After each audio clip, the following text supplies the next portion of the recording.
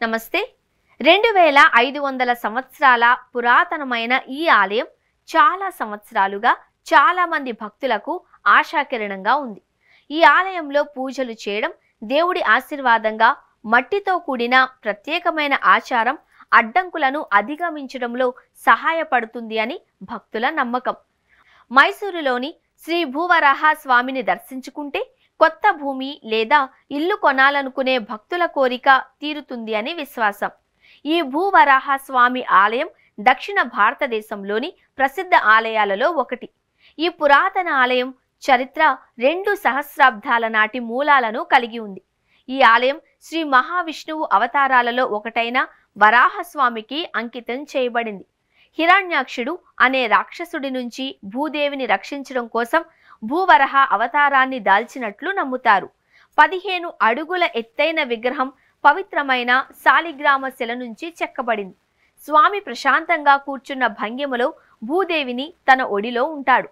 స్వామి ప్రశాంతంగా కూర్చున్న భంగిమలో భూదేవిని తన ఒడిలో ఉంచుకున్నాడు. ఇది రక్షణ, స్థిరత్వం, శ్రేయస్సును సూచిస్తుంది. ఆలయం మూలం పురాణ కథతో నిండి ఉంది. ఈ ప్రాంతం పుణ్యక్షేత్రంగా లేదా గౌతమ మహర్షి తపస్సు చేసిన పవిత్ర ప్రాంతంగా పరిగణించబడుతుంది. ఇక్కడ శాలిగ్రామాన్ని పూజించినది మహర్షి. ఒక ప్రసిద్ధ పురాణం ప్రకారం రాజు వీరబల్లాల వేటకు వచ్చినప్పుడు ఈ అడవులలో తప్పిపోయాడు. అతను ఒక పెద్ద చెట్టు నీడలో విశ్రాంతి తీసుకుంటున్నప్పుడు ఒక వేట కుక్క కుందేలును వెంబడించడం చూశాడు. వారు ఒక నిర్దిష్ట ప్రదేశానికి చేరుకున్నప్పుడు కుందేలు వెనక్కి తిరిగి కుక్కను వెంబడించడం ప్రారంభించింది. ఈ వింత సంఘటనలను గమనించిన రాజు ఆ ప్రదేశంలో కొన్ని అదృశ్య శక్తులు ఉన్నాయి అని నమ్మాడు.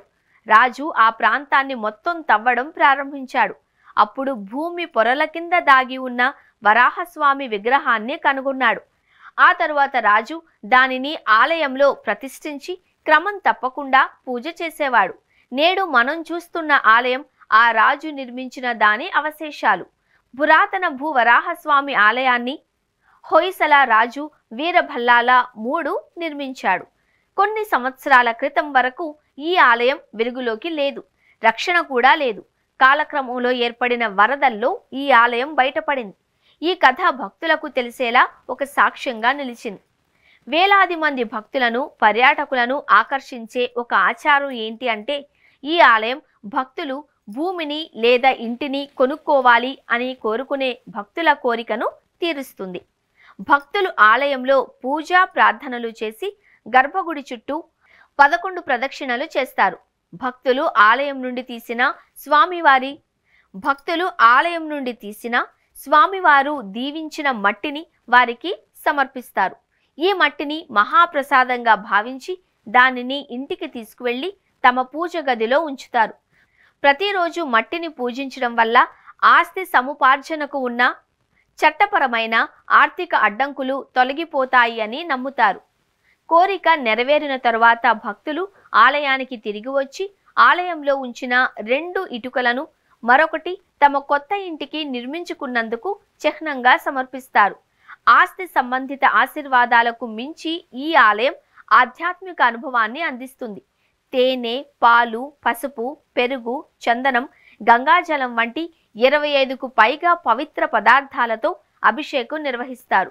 వరాహ జయంతి వంటి ప్రత్యేక సందర్భాలలో వేలాది మంది 1008 కలశ అభిషేకాన్ని వీక్షిస్తారు. ఈ ఆలయాన్ని మైసూరుకు చెందిన పరకాల మఠం నిర్వహిస్తుంది. స్థానిక భక్తుడి కృషితో ఈ ఆలయం శిథిలావస్థ నుంచి పునరుద్ధరించబడింది. ఈ ఆలయం కేవలం వాస్తుశిల్పానికి చిహ్నంగా మాత్రమే కాదు, భక్తులు, పర్యాటకులకు రక్షణ, శ్రేయస్సు, స్థిరత్వాన్ని అందించే తీర్థయాత్ర స్థలం.